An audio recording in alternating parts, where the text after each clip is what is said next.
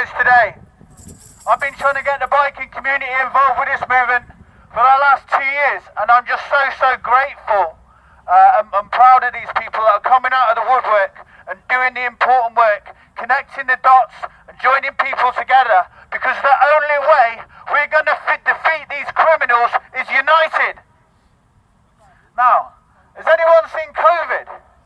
Because I was getting my breakfast on the way over here this morning, and I was absolutely startled. You know, there was no hand sanitizer anymore, no mask, no anything. And I said, mate, I'm just absolutely dumbfounded. Why hasn't everyone dropped to the floor and died?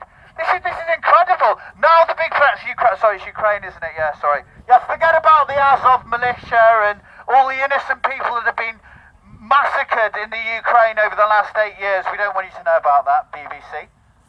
Yeah, speaking about the BBC, I don't suppose many of you attending today listen to it, neither do I. But as it happens, they've just released a 10-part documentary on Radio 4, which I'm very heavily featured in. It's surrounding my friend Gary Matthews, bless him. He was one of the first people to get this movement going back in early 2020. Massive respect to Gary. He's standing with us all in spirit here right now. Absolutely incredible human being. Sadly, we lost him at the start of last year. We don't know what the cause of death was, but the BBC say it's COVID. Now, Gary had an RT-PCR test. There was no police investigation. The police are bound by duty to conduct a prompt and effective investigation on the account of someone dying on their own in their flat. There was no such investigation. There was no pathology report. They put COVID on his death certificate based on an RT-PCR test alone. This is criminal. We should be standing and uniting with the likes of Dolores Cahill on this and holding these criminals accountable that are responsible for bodging these death certificates, right from the corrupt coroners to the people in government. But most importantly, the people who are fueling government. Because we can moan about Boris Johnson, we can throw tomatoes at the cannon fodder all day, but it's not going to change anything. The people who are really calling the shots, most of us don't know their names. Most of us don't know who they are, and for good reason, because the fall guys are the ones on the BBC.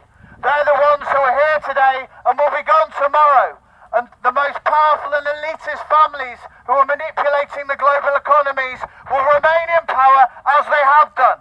There's nothing that is going to change this unless we stop feeding these vampires.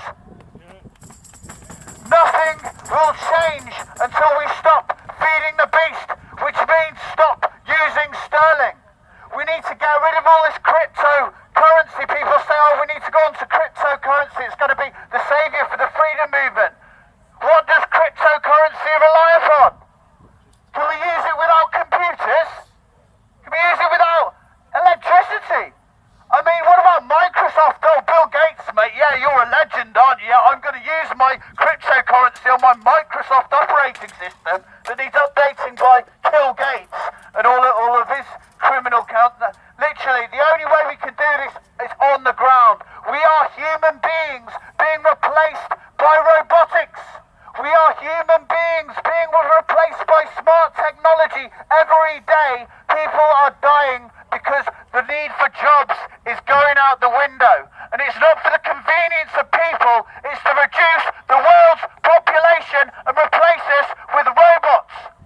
And you can call that a conspiracy theory all you want, but it's happening all around you. And all you have to do is open your eyes. And if calling it a conspiracy theory makes you feel better and helps you sleep better at night, well, God help you, because at the end of the day, when it's too late, and that time is upon us now. People are perishing every day through multiple reasons, because of the lockdown, because of the financial oppression going on in this world, and we're fed the spoonful of sugar helps the medicine go down. Well, I ain't going to swallow that medicine.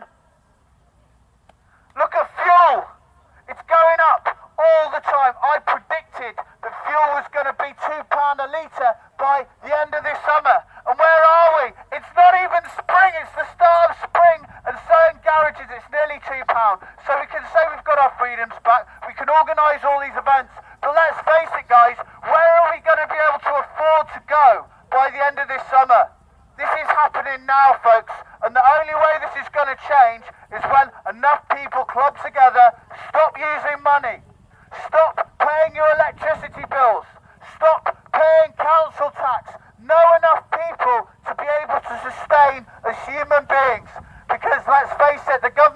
going to save us. These bankers, these criminals behind the government certainly aren't going to save us. The only way we could do this is on the ground together until we've got a sustainable, economic, reliable technology that favours human beings over artificial intelligence. Even from the words of Elon Musk, the most dangerous threat to humanity is not nuclear weapons, it's artificial intelligence. Thank you all very much for coming here today. Massive respect to everybody who's attended, and I'd just like to give my response today to this vitriol the BBC have been vomiting all over Radio 4 last night, and my response is in this month's edition of the Light Truth paper, which you can get from Lisa or Daz over there. They've got stacks of them. It's called BBC Body Snatchers, so enjoy the read. I'm going to leave you for now, guys. Charlie Parker, but let's stay together, let's keep communicating and unite!